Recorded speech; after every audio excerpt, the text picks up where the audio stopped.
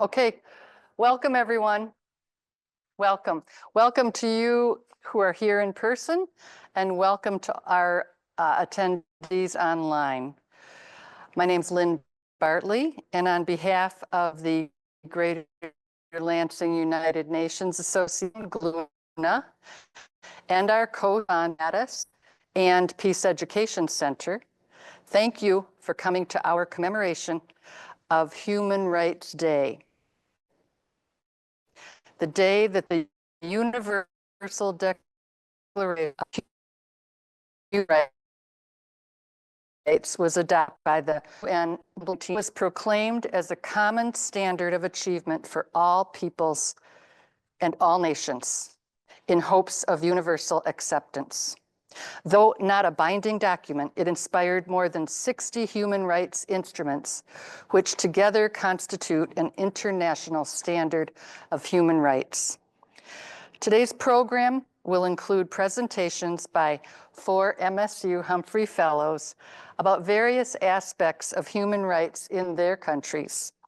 We're very fortunate that MSU is one of the 14 universities in the United States chosen to host Humphrey Fellows each year.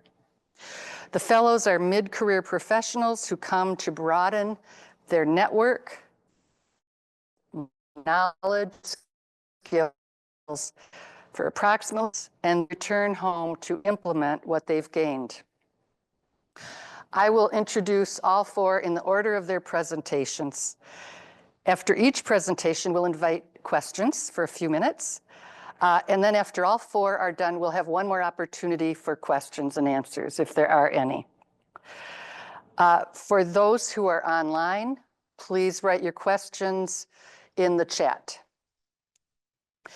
After our presentations, we'll hear very briefly from the UN Human Rights Chief, Volker Turk, of the OHCHR, Office of the High Commissioner for Human Rights, one of the many UN agencies. And before our refreshments and networking begin, I will introduce you to the other Humphrey Fellows who are in attendance, and you're encouraged to visit with them as well as our speakers. And the restrooms are, where's John? Out this way and up the stairs. Okay, thank you. Right, our 4 speakers are Francis Nyonzo of Tanzania. He's an economist, author, researcher who is interested in regional integrations, development economics, economics of crimes, digital economy, and behavioral economics. He is the head of content management at a Tanzania-based NGO that promotes and advocates transparency, accountability, good governance, civil rights, democracy, social justice, and digital rights. He has been involved in empowering women in business through education in financial literacy. Hadjer Neggaz of Algeria is a solution-oriented leader, communicator, and trainer whose passion is to empower the youth of Algeria.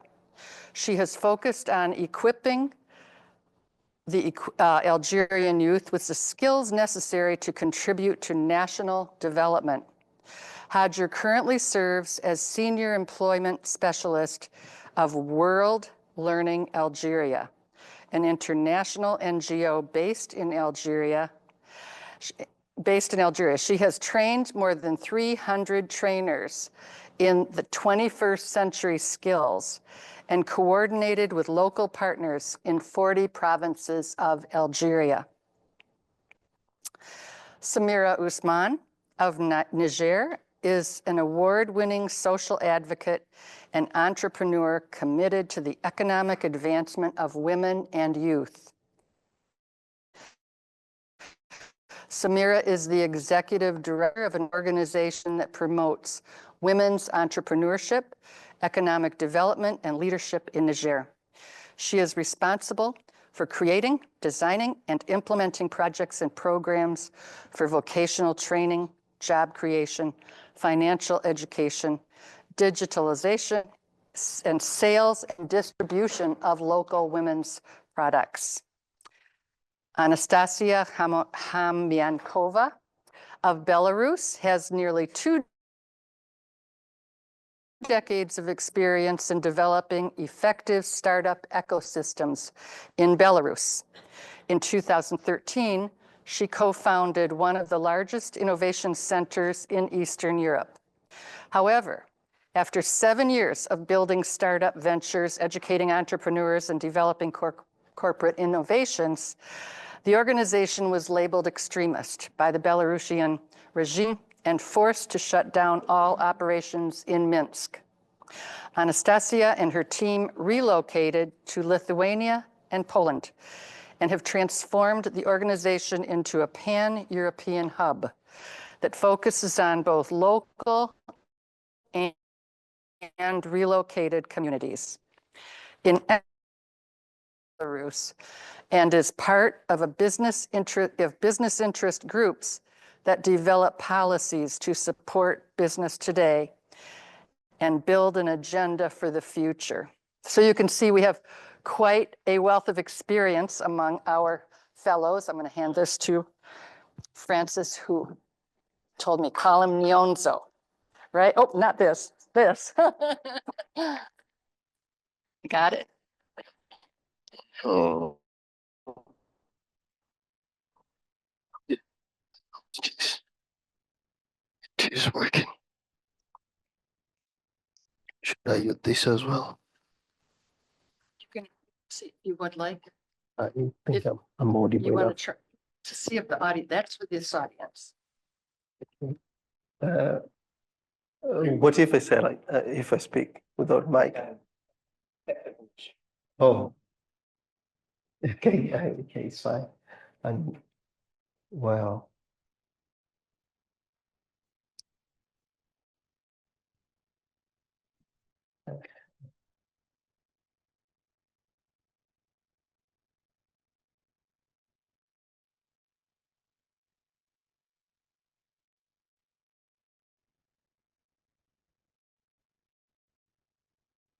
I think I should stand and walk around. So sitting down for me won't be good for my neck. Oh.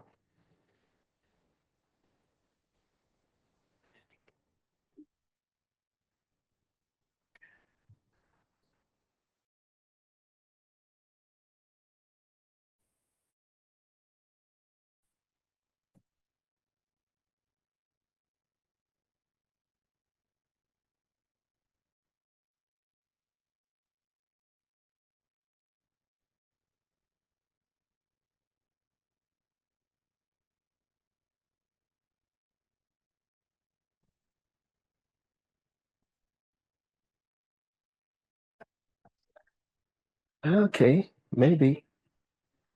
Maybe I can just memorize what I have prepared.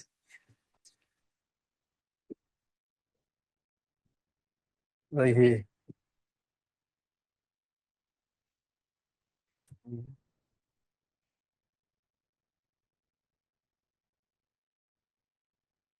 Yeah, must have it.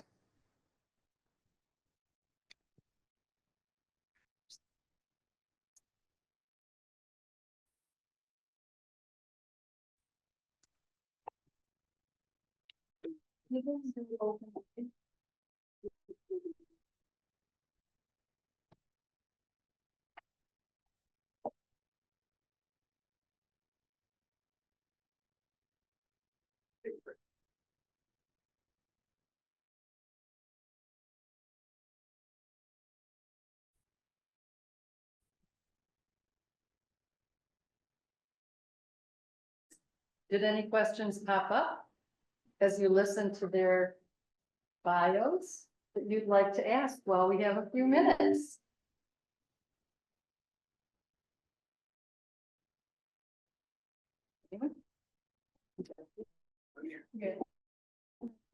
Lori Barnhart. Just a bit of a softball question. How are you feeling about the start of Michigan, which is?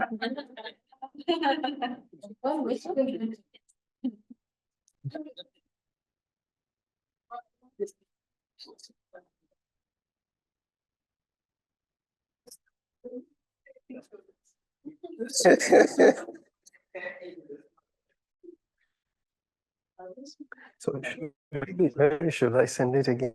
Because to IIT, the founder of this program in Washington, D.C., they read the application form. For my kids, we had one interview, but a long application form. And then we passed the English test just to make sure that we can understand.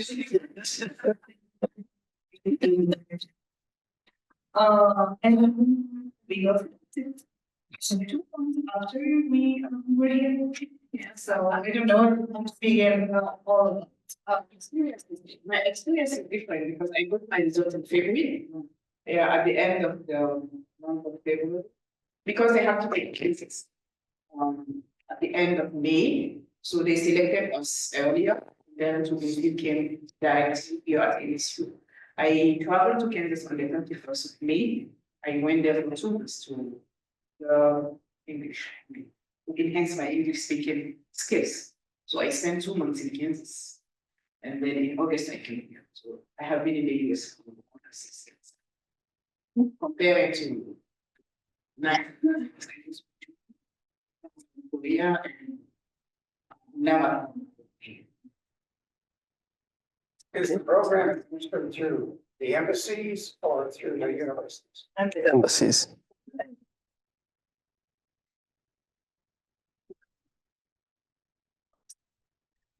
Mhm. Okay, good questions, interesting answers. Before we go any further, let's thank our tech person for. No,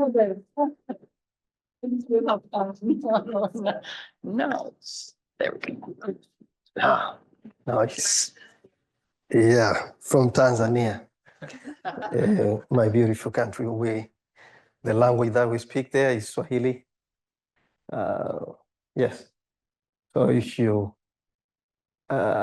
you can check the East African map, that is where Tanzania is located.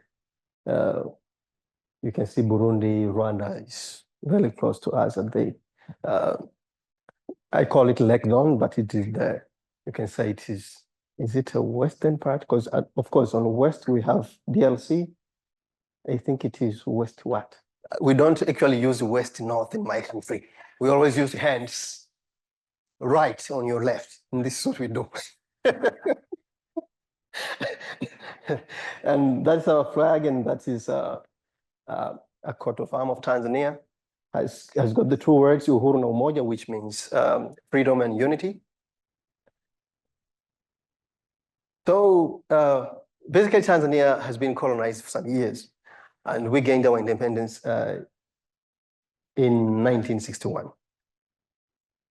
And reading the books, you will find a lot of my great-great-grandfathers and mothers saying, wow, we are now free. We are going to enjoy the real freedoms. You know, the issue about colonialism, most people, you know, the rights were very limited.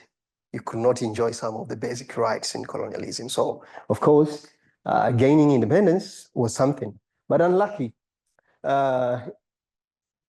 You know, we gained independence during the Cold War. So the Cold War between United States and the socialist camp, you know.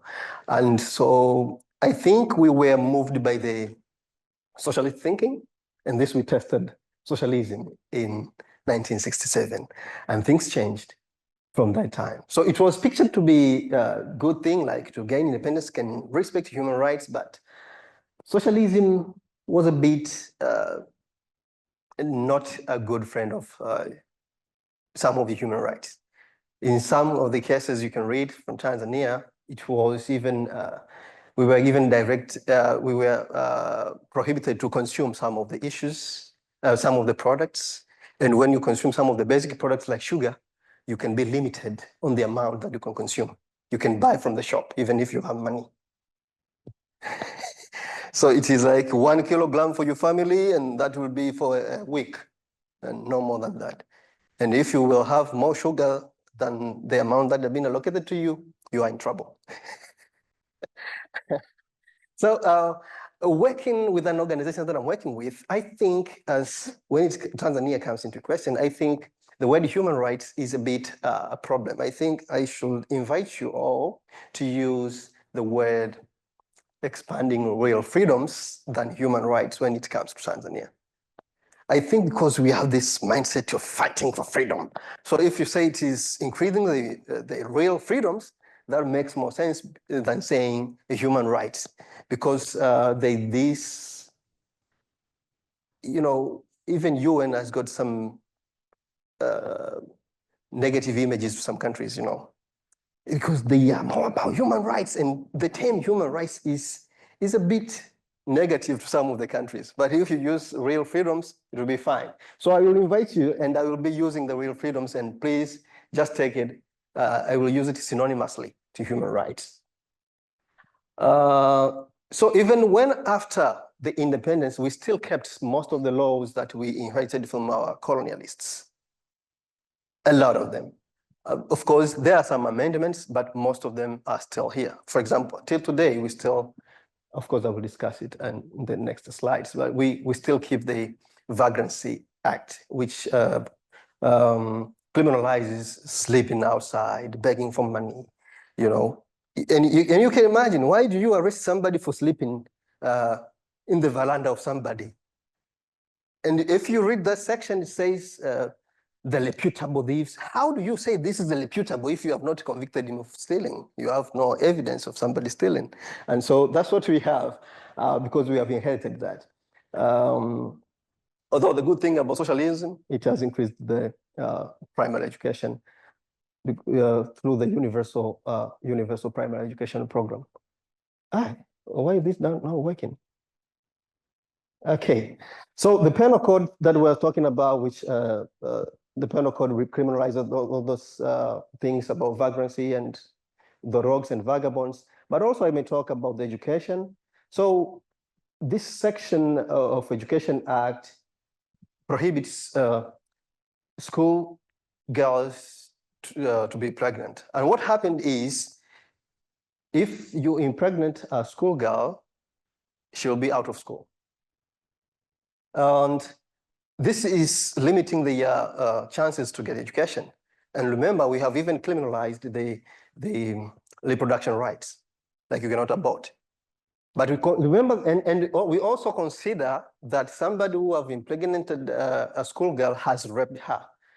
It is a rape, and still we are convicting these girls for getting the pregnancies. And what we do is, of course, that thing has changed nowadays. They are now allowed to get back to school. However, it's not a good number of them can get back to school after that. Of course, I am planning to do a program on that to make sure like the girls are getting back to school even after that. But so when we speak of human rights in Tanzania, I've categorized it into categories, like it is institutional failures and beliefs. Institutional failures, because of the court system is not such functioning. Sometimes it's not such free. Of course, we have been fighting for that to make the judiciary to be free from the executive and all these issues, but it is still not such free. So the public do not have that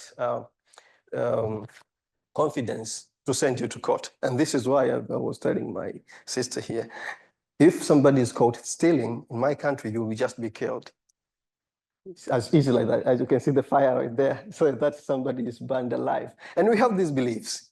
We have a lot of beliefs that makes us to be more concentrated on what you're doing. To limit you, you have to live like me. You don't have the rights to live the way you want because you are not like. These are just beliefs. So you may find some of the abuse of human rights are justified by the society because of their beliefs, like superstitions. Some people are killed just being accused of witchcraft or things like that, and you can just be stoned to death. It's just beliefs. So when we are going to fight with these issues, actually we should think of that institutional failures and the beliefs that people do hold. Of course, I wanted to speak something of freedom of expression, which is something that is very basic, but it's also not there. We cannot express ourselves to that extent because the Media Services Act and a lot of laws and regulations do limit that freedom. And nowadays, you know, I was telling Anastasiya, right? She's lucky, like they get these arbitrary arrests. In my country nowadays, if you speak your mind, you may be kidnapped and tortured and all those issues. So it's better you have the arbitrary arrests than having all those issues.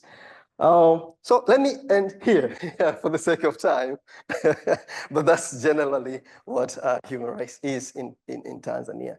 It's just because of the beliefs and the institutional failures. That's basically as okay. That's it. Thank Yes.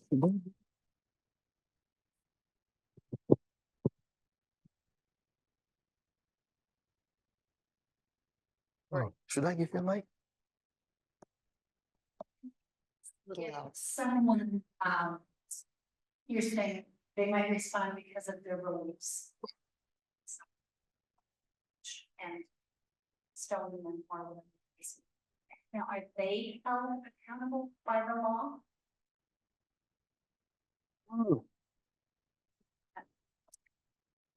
For every situation. So Yeah.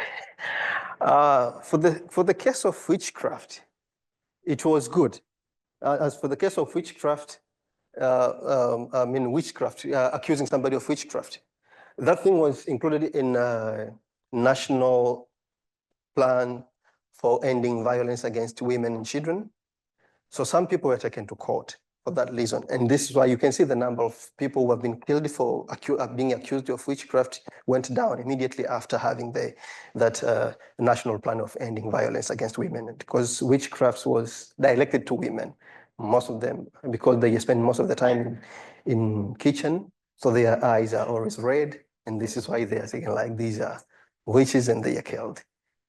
So it has gone down after implementing that program. They can be taken to court, but other cases, it may be a problem, especially when people who are killing, it's not just one person. If it is a group of people who are coming to stone you, it will be a bit problematic to take anybody to court.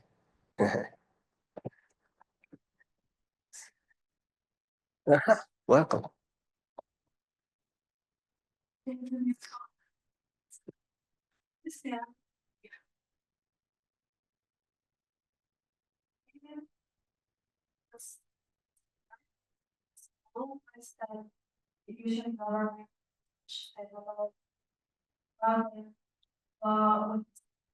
What is the one statement civil society is something a private decision?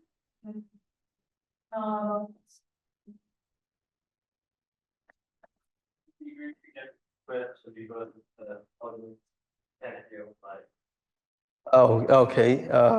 Alicia was asking about the pregnancies to schoolgirls and why they are prohibited to get back to school. Of course, it's because of the laws and regulations. And what civil societies are doing is, as for me, I do promote, I'm sorry for the pro-life guys who are here. I am a typical pro-choice. So I do promote the reproduction rights. I have one of my contribution to, I think, to the OCH HR office. I have sent my contribution in the free education of Tanzania, and I've discussed what is happening to girls there.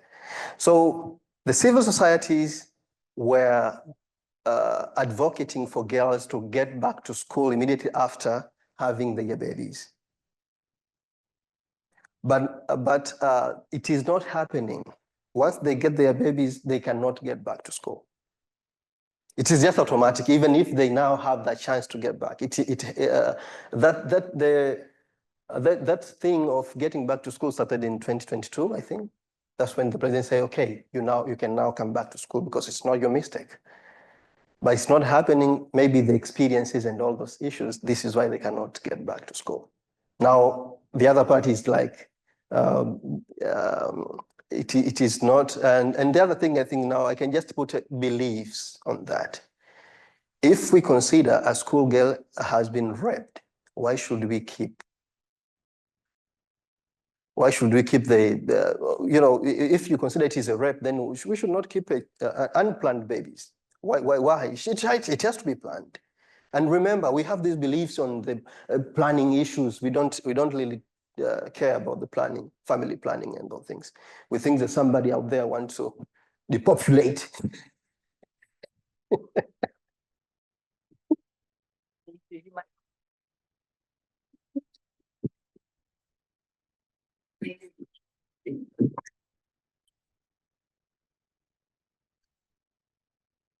Thank you.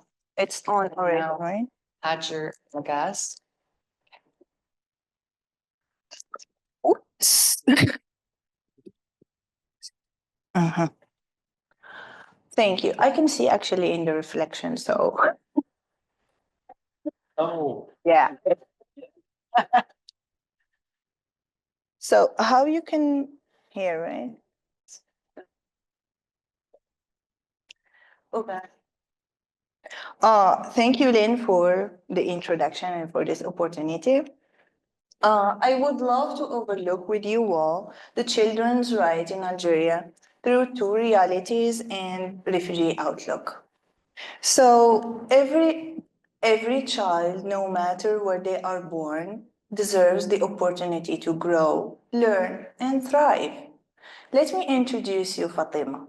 Fatima is 10 years old. She lives in the periphery of a small village near to a southern city in Algeria.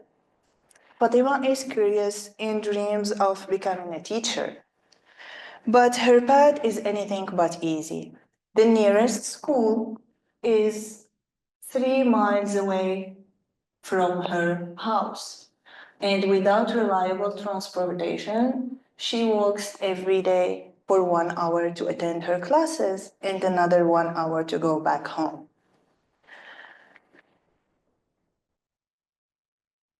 On some days, she doesn't go at all to schools because her family needs her to help with chores, babysit her sister, or just she's tired of walking every day to school. Fatima's challenge don't end there. When she falls sick, the nearest hospital is far for emergencies. And even though the public health in Algeria is free, but due to unstaffed hospitals and all the neighboring hospitals go to that hospital, all the neighboring villages go to that hospitals, Fatima doesn't get the treatment or the attention she needs to. Let me put it. Okay. Sometimes just because they are out of stock of syringes, for example, they need to wait until the city send them some. And I let you imagine how long it takes. Despite these challenges, local initiatives brought something called mobile health clinics in rural areas where doctors go to navigate ensuring children like Fatima can access the basic health care. And thanks to recent programs, some schools in her regions are offering transportation services to for students. So these small steps, which is makes a big difference in Fatima's path. So Fatima doesn't walk every day anymore to school. She takes the bus and she's excited again to be a teacher since some of her needs are insured. Now let me tell you about Yusuf. Yusuf is 12 years old. He's from a big city in northwest of Algeria. Unlike Fatima, he doesn't have the same challenge of going to school. The school is not far from his house. And the blue point is just to let you know about the hospital. But his challenges are different. His school is overcrowded with more than 40 students crammed in one single classroom. Teachers are stretched thin, and Yusuf does struggle often to get the attention he needs to succeed. Outside school, Yusuf works with his father every day. While his friends are playing football, what you call soccer, Yusuf is stuck in shelves and serving customers. His family relies on him managing this shop when he's older. While child labor laws exist, enforcement remains a challenge. Um, Even though there are signs of progress, the government has been improving the school infrastructure in urban areas, and stricter child labor enforcement is helping to protect boys like Yusuf from exploitment. Slowly but surely, Yusuf is getting closer to his dream of becoming a football player. He joined the neighborhood football club so far since his other brother is helping their father. Um, so while we are talking about the challenges of Algerian children, we must consider as well the plight of refugee children who have found their way to Algeria from sub-Saharan countries, neighboring countries. These children, often displaced by conflict or poverty, face unique and profound difficulties. Many of these children live in informal settlement with limited access to education and healthcare and no basic rights. Without legal documentation, Maryam is often excluded from formal schooling, leaving her vulnerable for exploitation and neglect. Their situation is compounded by language barrier, culture differences, and the trauma of displacement. Yet, despite these challenges, there are efforts in Algeria to provide supports. Humanitarian organizations and local NGOs are working to integrate these children into schools and providing them access to healthcare and psychological support. However, much more needs to be done to ensure that every refugee child, no matter where they are from, is given the opportunity to build a better future. In conclusion, whether it's Fatima, Yusuf, or Maryam fleeing conflict, the right of education, healthcare, and protection is essential for all children. We must all remember that ensuring the rights of children extend beyond national borders. By addressing both of challenges faced by Algerian children and refugee children, we can build a more inclusive future, for all children, regardless of their background or where they live. A future where they can grow, learn, and thrive. And thank you for your attention. That was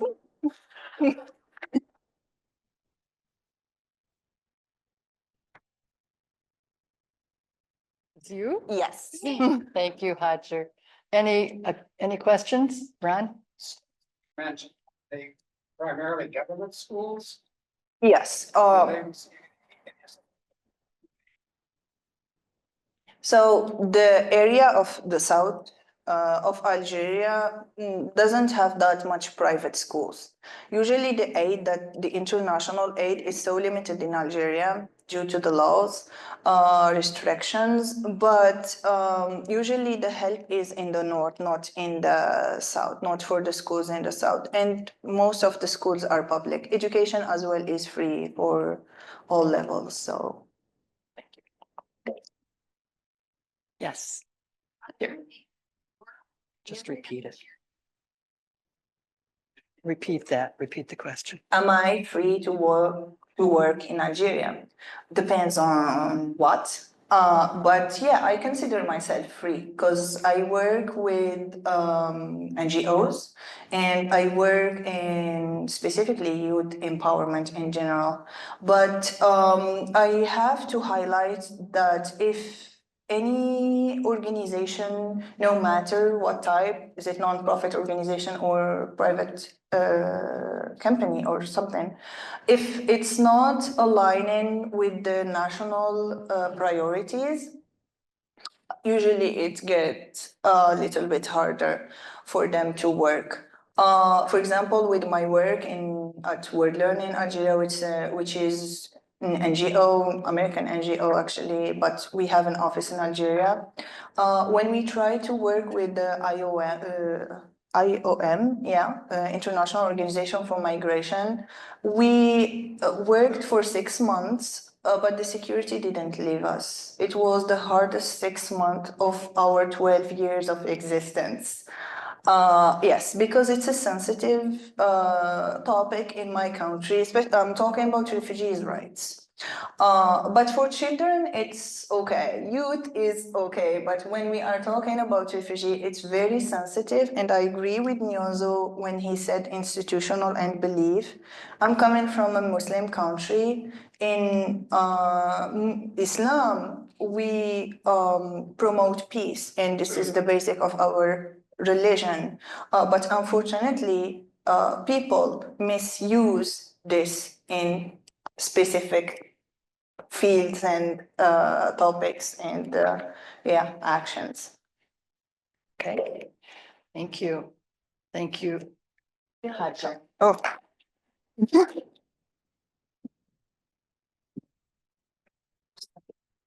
Gonna stand. Yeah, that's right. Yes.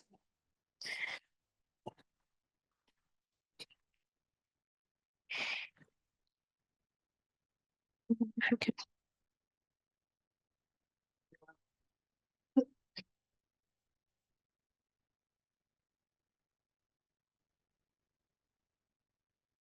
Samira.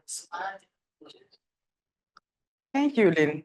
I'm going to stand because I don't want to break my neck. Good evening, everyone. So I'm going to talk about women's rights in Niger. As we said, as UN said, women's rights are human rights. So women's rights in Niger, a little introduction about my country. We are rich in culture and tradition, and I'm going to emphasize on what Hadjer just said about the Islamic and cultural norms affecting women's rights in my country. So despite the significant progress, barriers rooted in social and cultural, religious and economic structures persist. It limits women's full participation in society. So women in Niger encounter systemic barriers across social, cultural, religious, and all those stuffs. So Niger is located in West Africa. We have 25 million and more than 50% are women. But women play a crucial role in agriculture and small business, but they don't have some rights. Speaking about Islamic rights, in Islam, this is something I just want to highlight. In Islam, women have many rights. They have social rights, they have economic rights, they have the right to work and gain their own money. They have religious marital rights. They are not forced to get married if they don't want to. If they want to divorce, they have the right to divorce. They have right to get their own property. They can build their house and live in their house. But all those stuffs are not promoted because of patriarchy rooted in most Islamic countries. Like mine, first of all, we have the problem of education. Literacy rate is only 20% of women, while men are more than 40%. Because girls don't go to school, this is the main barriers. We are in the patriarchal society. Decision-making is mostly male-oriented, and women are just, they are just primarily expected to fulfill domestic roles, like cooking, taking care of kids, and taking care of the husband also. we have harmful tradition practices, child marriage. 75% of girls in rural areas marry before the age of 18. This is huge. Polygamy, men have the right to get 2, 3, 4 wives if they want. We have social pressure. Women that are aspiring to study, work, or lead, they face social criticism. Like me, if the work I'm doing promoting women's economic development, I'm like, you make women get divorced, because when they have power, women, they know their rights, and most of the time they get divorced because men do not accept it.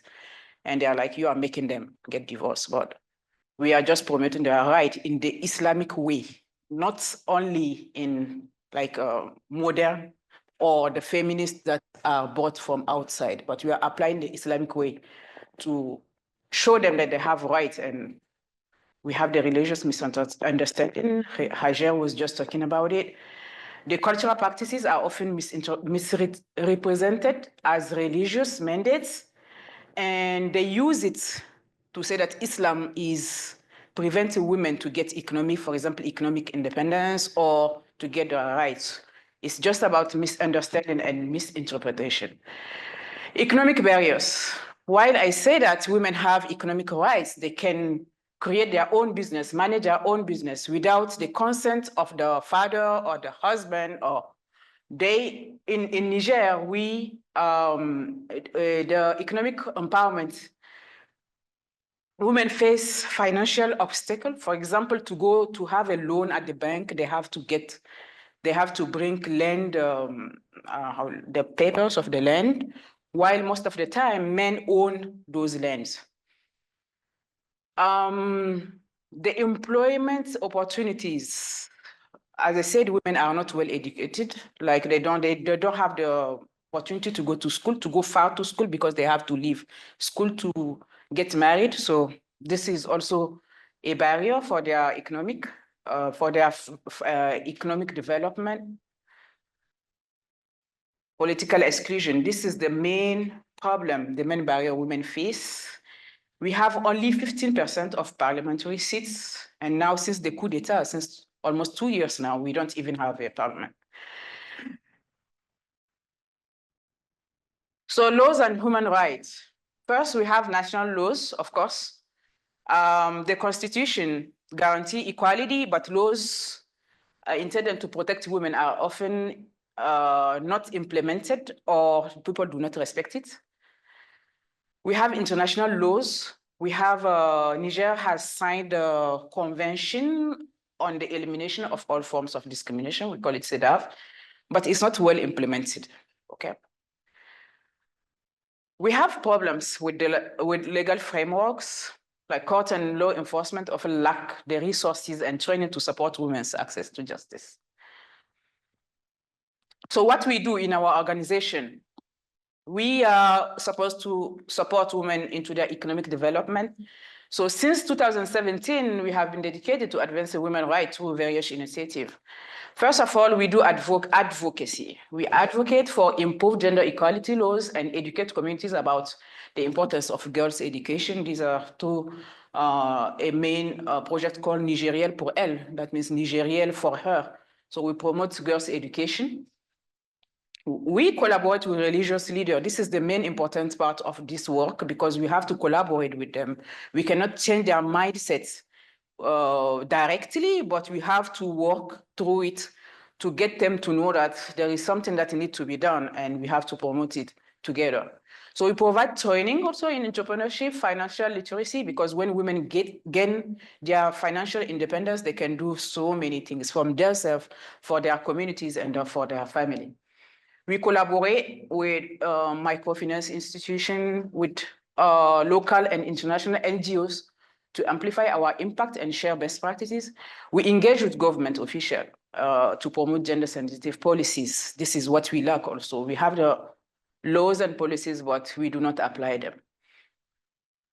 So we all know why women's rights matter. Because investing, what is written out? I can't read. Okay, because you're investing in women's rights, is not only a moral obligation, it's also strategic. Okay. Economic growth, also empowered women contribute, of course, to economic development, social stability, gender equality, foster cohesive and stable societies, human rights. Upholding women's rights is essential for achieving universal human rights.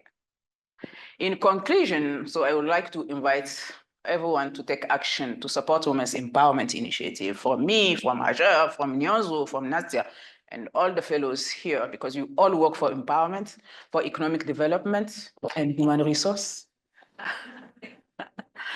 To advocate for legal reforms, so push for stronger enforcement for gender equality laws. It can be here or in African countries, everywhere in the world. I think we have to improve access to justice for women everywhere. I will also invite you to foster for global solidarity, to use your platforms to raise awareness about the challenges faced by women in my country, but it can be also women in everywhere, and advocate for meaningful changes. So thank you for your attention, and this is me. That's what timing? Okay. Thank you, Samira. Any questions? I think now I can sit. Mehran has a question for you. Okay, Mehran.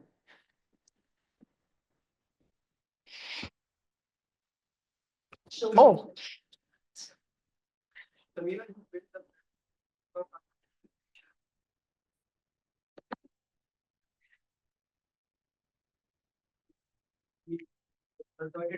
Is polygamy. Unless this may be construed out of context. Islam, stands for polygamy, although the culture and context of this very same during the Prophet's time was different, because women would get widowed as a result of the wars. So it was permitted. It continues to be permitted as far as the strictures of Islam are concerned. But in my country, to contain this polygamy, we have come up with legislation to the family laws, as someone who believes in the oneness of life and finality of life. So we have also we have to seek a permission from the first wife in order to be able to be made to get married again. So I was just wondering, human curiosity, yes, Niger has made these studies that you spoke up with the other.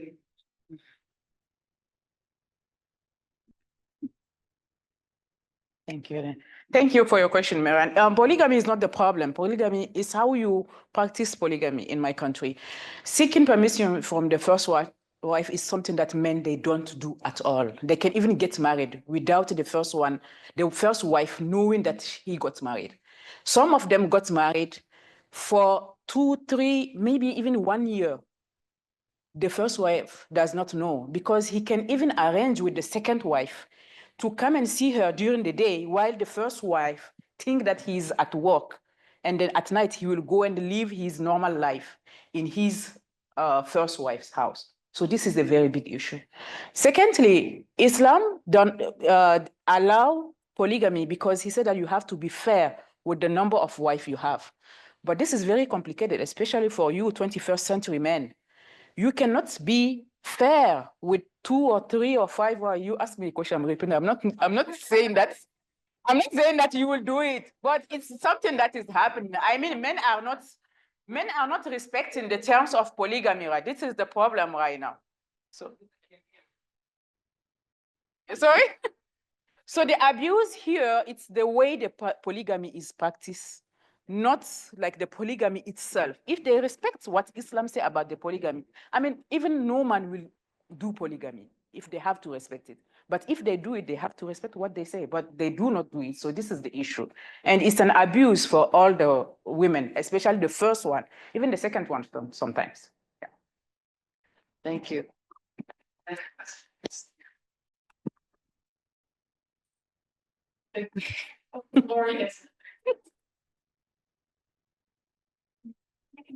Share.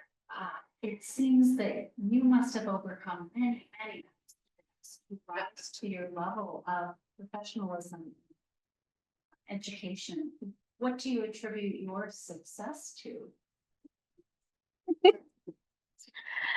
Thank you, Nori. This is a question that comes every time I do a presentation, especially about women's rights in my country. And yes, there is a lot of obstacle. I had to sacrifice a lot of things, friendship, family, and even my marriage, because my husband I wasn't okay with some things. And at the end of the day, it has to stop. So yeah, I went through so many obstacles. And the thing is that I just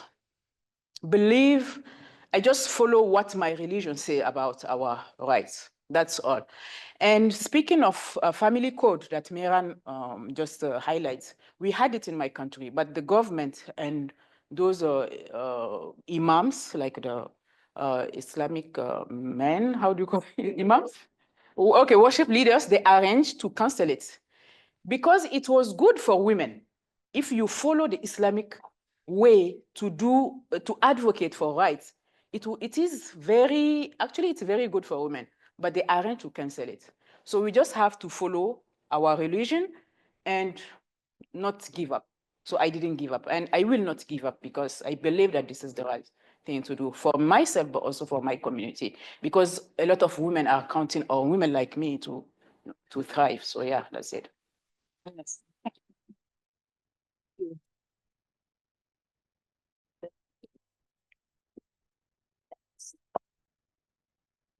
Anastasiya. Okay.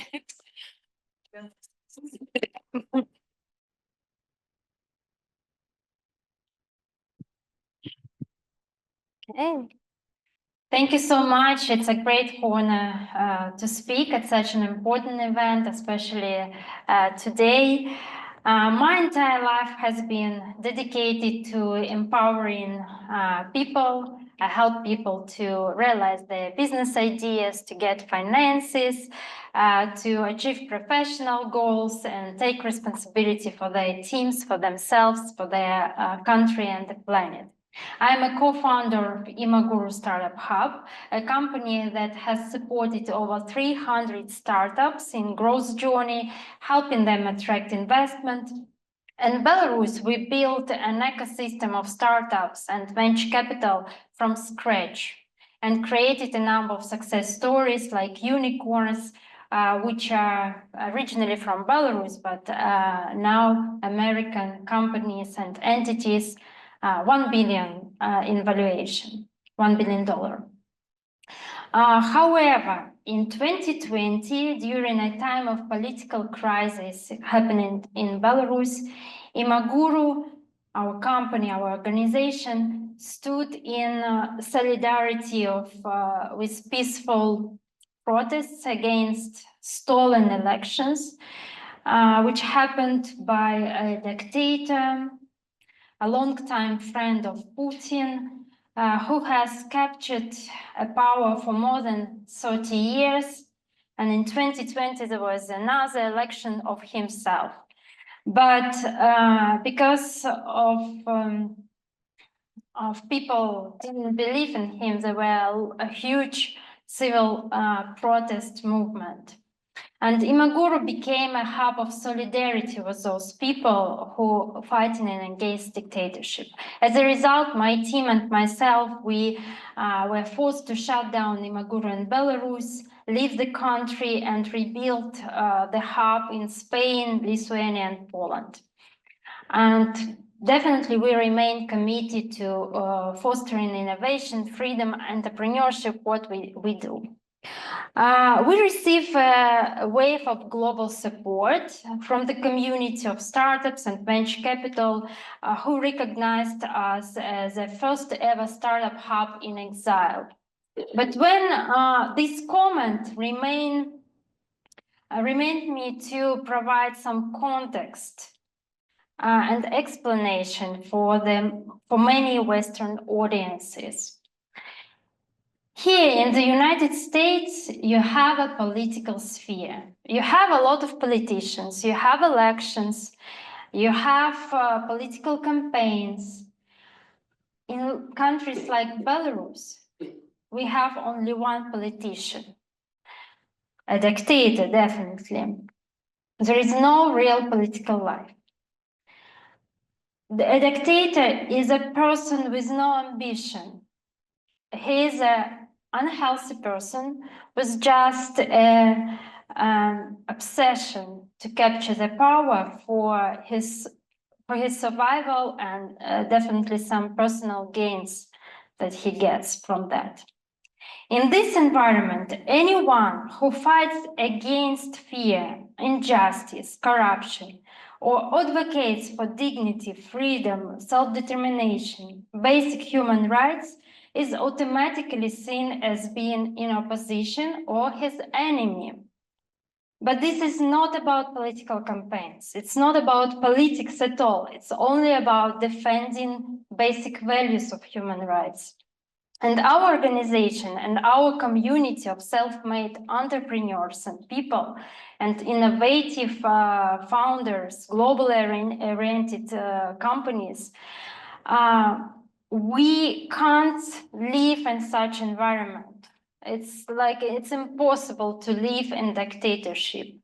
And many members of our community definitely were detained, arrested. Some of them left Belarus, some of them just relocated their assets. In fact, 80% of startup founders left Belarus after 2020, and actually after Imaguru was forced to leave. And this situation has a significant blow to the dictatorship, impacting its tax revenues and definitely international image.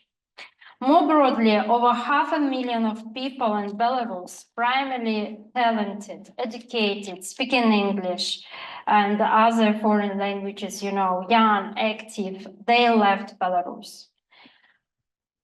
For many of them, escaping is also an act of civic protest, and dictators understand this.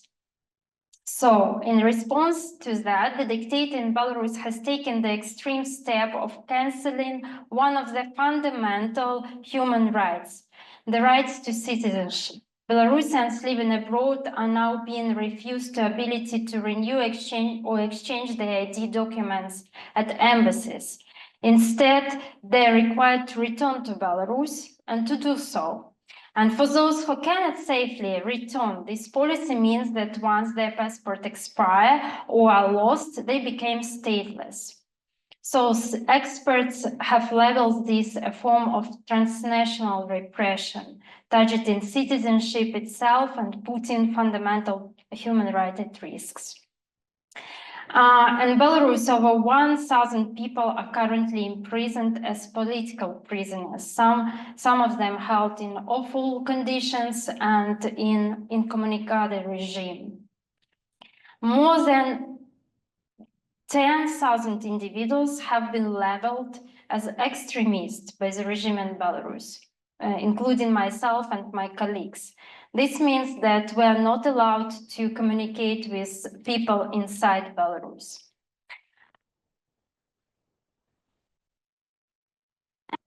Against me and my colleagues, sentenced me to 11 years in prison in Belarus.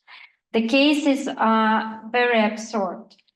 I am accused in seizing power, extremism, call for sanctions, discreditation of Belarus, escalating social conflicts, even creating a military formation abroad and recruiting for it.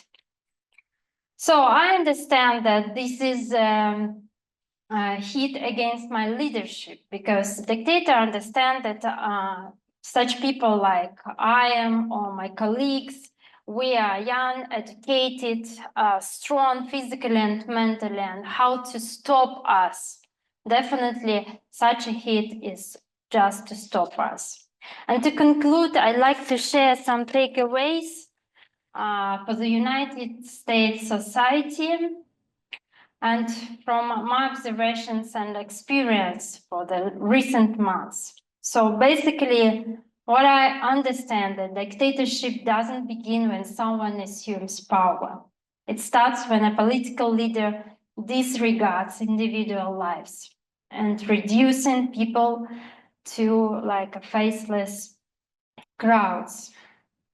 That freedom is something we should defend, even in such countries like the United States with a very traditional democracy. And it's not possible just to allow leaders to show their leadership, and in case the dictators just stop this leadership and reverse everything, because when a dictator takes the power, it's in most cases it's impossible to reverse.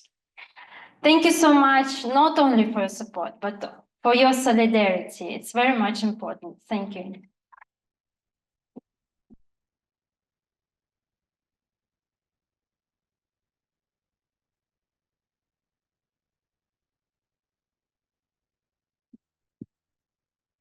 Thank you, Anastasiya. Any questions? I think I heard you say that there was a trial. You were in fact convicted and sent. Do you have representation in the country? Yeah, the question was about the trial in absent and whether I actually, what does it mean? I don't have any evidence of the trial. I have no opportunity to defend myself. I have an assigned attorney in Belarus, but this person refused to communicate with me because she is afraid of losing her license. Everybody understands that it's a political motivated case. So basically, when I came here to the United States, I got a message from mass media that the trial in absence started against me and my colleagues. 3 months passed, and yesterday, also from mass media, we got an information that I was sentenced to 11 years in prison and a fee, my co-founder 12 years in prison, and another person who is unfortunately in Belarus and he's detained. He's sentenced to 4.5 years in prison and a fee. He spent in jail for around 2 years, so basically 2 years in prison more. That's what we got. But no evidence, no documents, no opportunity to defend ourselves. And definitely those cases, what we are doing, we are just helping startups and entrepreneurs grow. Military formation, no. Seizing the power, definitely no. But the only yes maybe was from the press release of the regime people. They said that Imaguru helped to create a protest community. That's absolutely true, because entrepreneurs, startups are those people who would be definitely against dictatorship, any dictatorship. That's a protest community, absolutely. Yeah. Any other question for Anastasiya? Let's give our presenters. Thank you.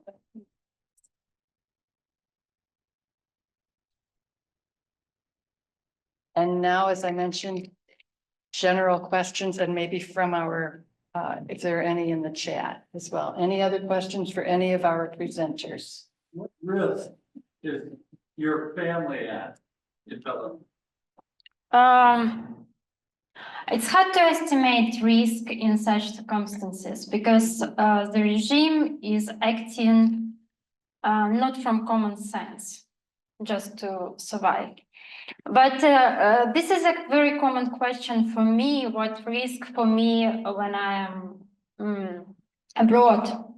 From the personal perspective, I'm okay, definitely, especially when I feel solidarity and support for people. I understand that. But our lives are managed by systems, by databases, by lists. In database, I'm a criminal, definitely.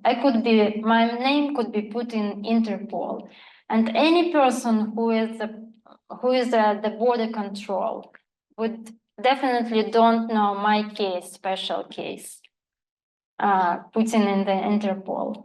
That's why the regime uses these opportunities to stop us, because they understand that they conducted the court or trial in absence. We are criminals. One lawyer said, international lawyer said that you have very, how he said, you have a very serious cases, like criminals or from different perspective. And that's what definitely is killing, because, and another case is a stress to become stateless. When our ID documents are expired, stateless definitely is a person with no rights, no opportunities to defend, no bank accounts, no houses, you know, everything works like that. So this is special repressions and repressions against those people who are not in Belarus, who are abroad.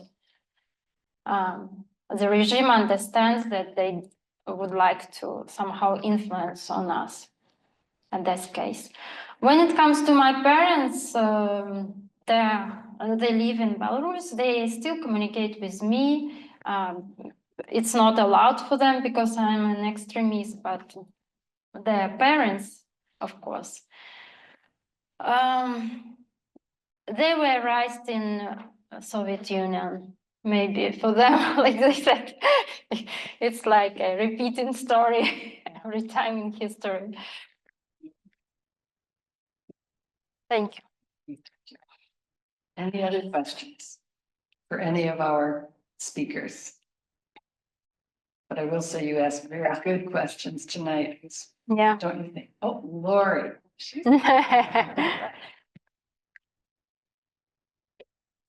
I'm just curious if any of you would like to share what it was like to be here in the United States during our election season.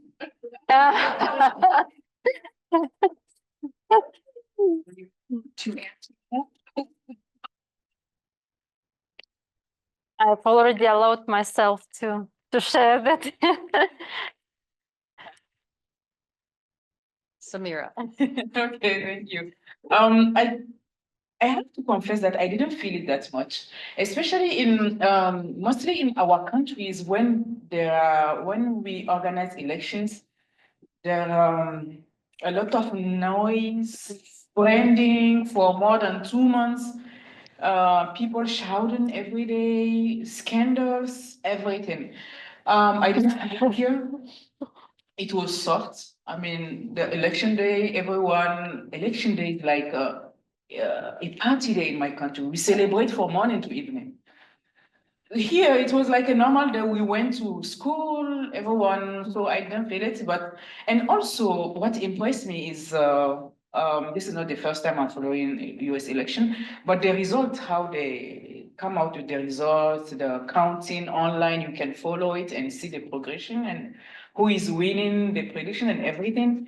And when they announced the results, it was okay. Everyone was like, oh, he came back. So in my country, we will go out, we say we are not okay, we will break things, we will insult, and yeah, it's a lot of noise. Here it will start. So I like this part because I think we have to feel safe here, and yeah, it was the case. So Thank you.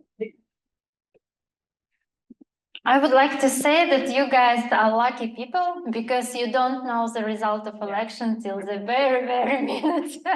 I've never participated in fair elections in my life. Thank you. Anything else? Yeah. Okay. One more round of applause.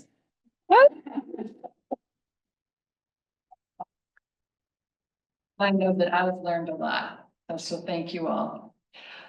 We do have other Humphrey Fellows here tonight, and we also have a short message from the UN Chief of Human Rights. But here's what I'm going to do.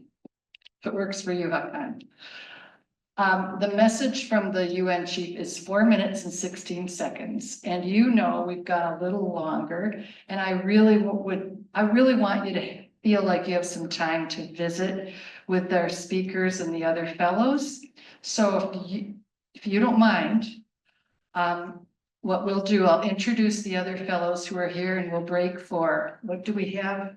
Marianne, where are you? Marianne brought baklava and Terrence cookies and there's coffee and water. So time for, and, you know, visiting and having some good food. And so I thought I'd introduce the fellows and then Hakan can play that talk for anyone who wants to stand and listen. Is that okay? It's a nice message about our right to human rights. And what did I say? Spoiler alert, ends by saying we can keep our human rights and build our human rights by being active, by voting, by everything we all try to keep in mind because it's a lot. Yes. One question that came to mind. Just one quick question. In your experience in your particular country, do you think there's actually been progress recently? Do you see things getting better in terms of, in your individual case, you see it sort of a flat continuation of the usual? I see regress, especially with the war. Yeah, just regress, especially with the war started.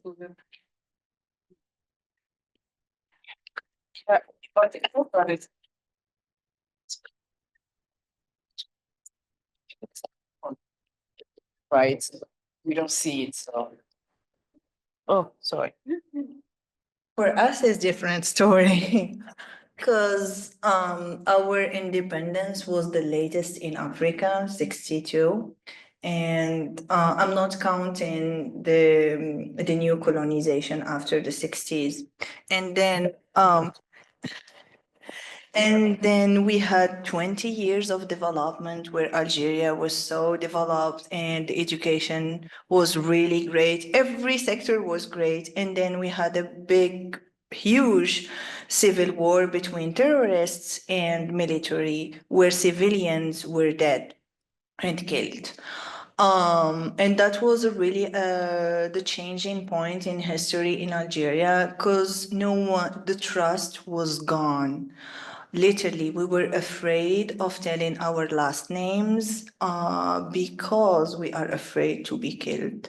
We had how we call the couvre-feu. At 5, we should all go home. Curfew. Yeah, couvre-feu in French. So I remember traveling from one city to a city, seeing the bodies. So it was traumatic experience. And after that, we had this hero president. He did a great job for the first 2 terms of 5 years. And then he got a stroke. His brother got over how to say it, not directly, but we know. And then for the election part, we already knew we had an official election, but like Anastasiya said, it was not fair. We knew the winner from the beginning. And it was the winner, and he was on a wheelchair, chair, and it was so embarrassing at that time. We had like 5-6 years. I was embarrassed to say that was my president, because no president on wheelchair can lead a country. And then in 2018-19, we had a big manifestation where students, educative people went to streets and manifest against that system. And that's the changing point. So after that, the changes, the progress was little by little settled, and actually we are considered now upper income country. So I think the progress is there slowly, but it's getting better and better, and I'm optimistic. So we'll see. As for my case, I would really wish to know the dimension. So I will assume the dimension of progress that you're talking about. So Speaking about women, we wanted women empowerment for them to get education, but at the same time, we wanted to fight against early pregnancies, forced marriages, and things like that. So allowing a school girl to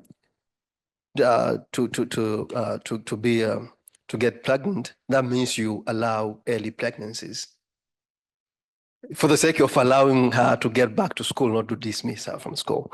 You know, now that is it's not easy to say if we are progressing or we are stepping back, because we wanted to solve the problem of a girl to come back to school, but at the same time you promote early pregnancies, because when you speak of a schoolgirl, they are just 14, less than 14 years of age.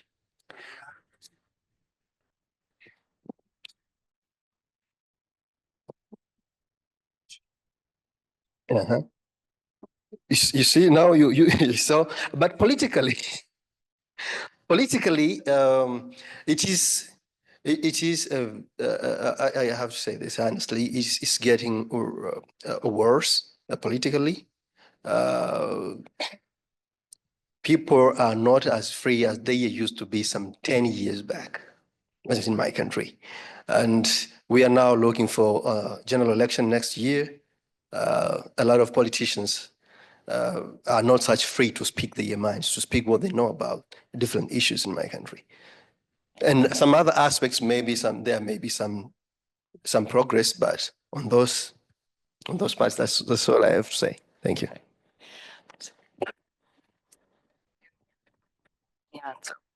Nyonzo. Oh, thank you. Very good. Okay, I'm about to introduce the other fellows. And for the sake of time, and also so I don't butcher their last names, I'm just going to say their first names and their country. I really was practicing your last names. Okay, if you'll just stand when I say your name and country, and then you could sit back down. But we have Alicia from Nicaragua. And we have Amin from Tonga. And Aruj from Pakistan. Gulnara is not here. Okay. Juyeon from South Korea. Michelle from El Salvador. Miran from Pakistan. Thierry from Myanmar. Okay. Thank you all again so much for coming, and I hope that you'll stay and, as I said, talk with one another, have refreshments, and we'll start that video in a few seconds, okay? Thanks again. Thank you, Nyonzo.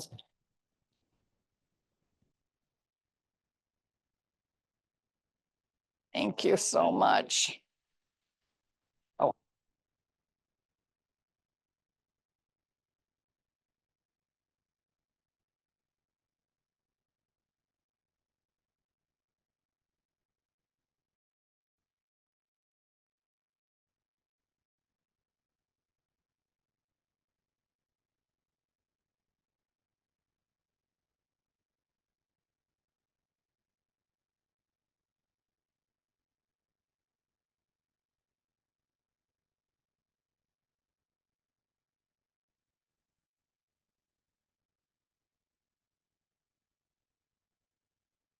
Today, as we mark Human Rights Day, I want to focus on what our rights mean. Human rights are about people. They're about you and your life, your needs and wants and fears, your hopes for the present and the future. A safe home, food and clean water, healthcare, education, decent work and a livable minimum wage, to live in peace, to be free to express your opinion. These are your human rights. They are about who we are and how we live. They are the legal commitments all states have made to serve their people. They are not abstract ideas or ideologies up for debate at an elite club. Human rights are for the single mother with 3 jobs putting her children through school. They are for the child crying for help buried under the rubble of his home. They are for the poet imprisoned for a verse that criticized the authorities, for the pensioner with a disability in wartime, trapped in her apartment for months without end. They are for communities living on land poisoned by chemicals. They are for young people who can't afford a home, and for workers left behind by globalization. They give a voice and opportunities to the excluded and forgotten. They are for each and every one of you who feels vulnerable, angry, confused, afraid, disenfranchised, and is seeking better. Human rights don't belong to any political party or to any region of the world. They belong to all of us, to every one of you. Today, there are those who are trying to discredit and discard human rights, throwing glitter in our eyes as they redefine and undermine our fundamental freedoms. This is the politics of distraction. And I understand why. Human rights are simple, powerful ideas that motivate people to stand up for themselves. So they pose a threat to autocrats, to populists, and authoritarians of all kinds. Previous generations fought and even died for human rights. The right to vote, the right to protest, the right to work and to equal pay for women, the right to be seen, heard, and counted. Our forebears took to the streets, to parliaments and to the courts to fight against colonialism and apartheid, discrimination, inequality, slavery, and racism. They built the international human rights system, bringing real improvements to the lives of people around the world.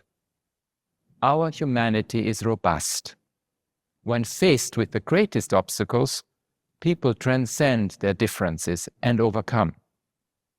Today, at another precarious moment for our world, many of you are doing the same on climate action, on women's rights, and on peace.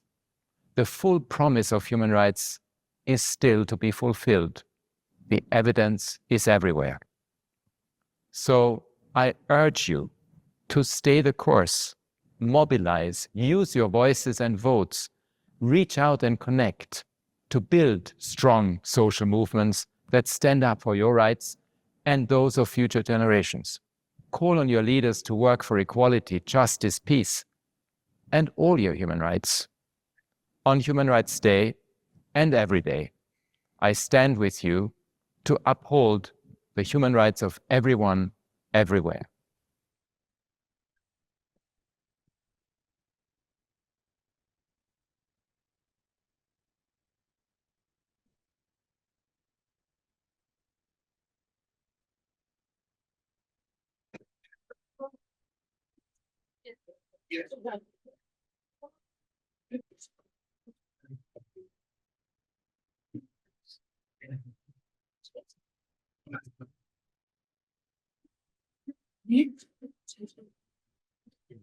As usual, all the time.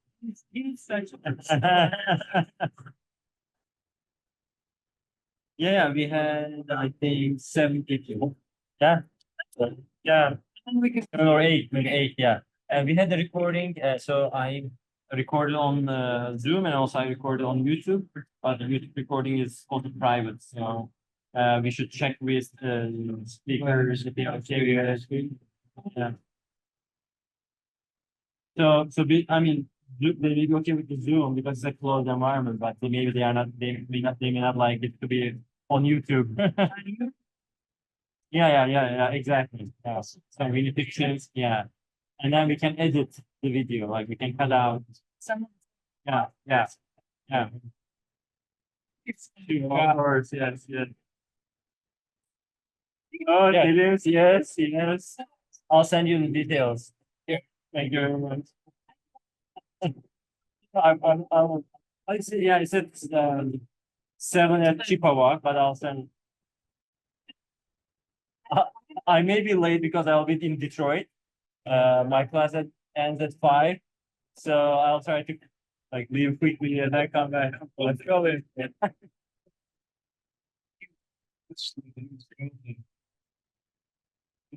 You gave them a free rein. Things on.